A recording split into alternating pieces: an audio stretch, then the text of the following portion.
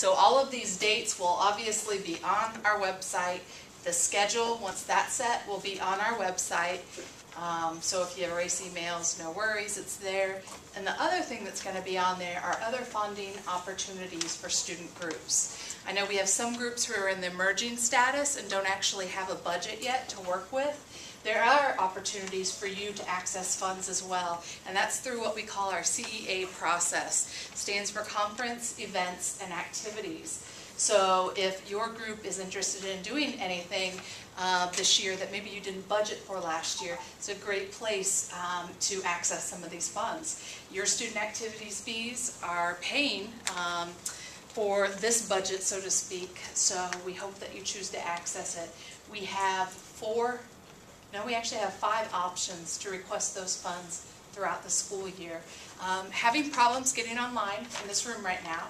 So unfortunately, both my laptop and this not working, otherwise I would show you this. But we do have the dates listed online, and every time we have a new cycle or a new hearing coming up, an email will be sent to all the presidents and treasurers of each organization. The other thing that has to be done is you guys got to sign up for Student Activities Fair Table.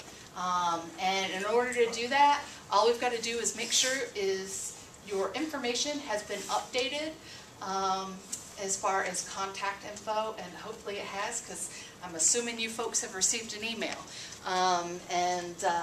If your info is not updated, we can't get you signed up for the fair yet. So after this, I'm going to be here. Chach is going to be available as well in the Student Activities office, and we're going to help you guys get that stuff taken care of so we can get you signed up. Student Activities Fair is next Tuesday. It's 4 to 6 on the Hub Alumni Green, which essentially just right out in front of the Hub. We've got free ice cream, and this is the prime opportunity for all of you to promote your group and recruit some new members. The majority of all of our first-year students, they attend this event, and so it's a great opportunity. We're trying something different this year. We have a theme, and it's a beach theme. And there's money involved, so you might want to listen to this part. The table that has the best theme, or the student org that has the best theme, is going to win a catering certificate, and I believe it's in the amount of $100, either $100 or $150.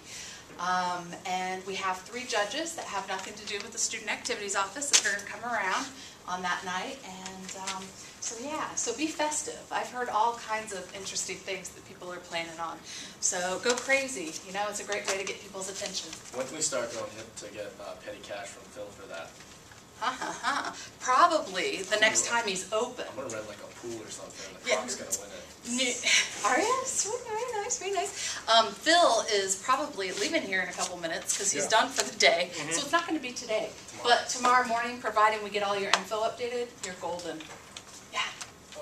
Quick question on the van. I was kind of confused. Do we have the vans at the school right now? No, we outsourced them. Years ago, we made the decision to outsource the vans. The only vans that we own are the ones you see, like the electricians and the plumbers driving them around in. When you looked at the cost of purchasing vans years ago, the maintenance and upkeep on the things, it was prohibitively expensive to keep our own fleet, other than what, obviously for a plumber van, you need something specialized with all the tool holdings and everything in there. So for like general activities, we have a contract with merchants to provide vans. Okay. So We used to, if you've been here in years past, simply park them down at athletics. They're not going to be down there anymore. Ice arenas, mostly visitors, and outside groups need that parking. So we're working right now with UPD trying to find out where we're going to park the vans.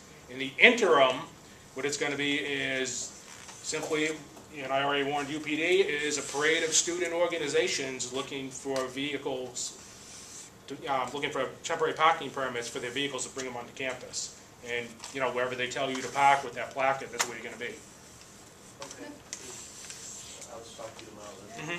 And Phil makes all of those reservations for you all, just so you know. Any travel, Yep. car, hotel, you name it, he's able to help you out with that. The last thing I wanted to share is just about our fundraising policies we have here on campus. We have policies around fundraising and stuff just because we want to make sure that we're aware of what other people are doing, and we don't have multiple groups using the same fundraiser, because that's really not effective for anyone.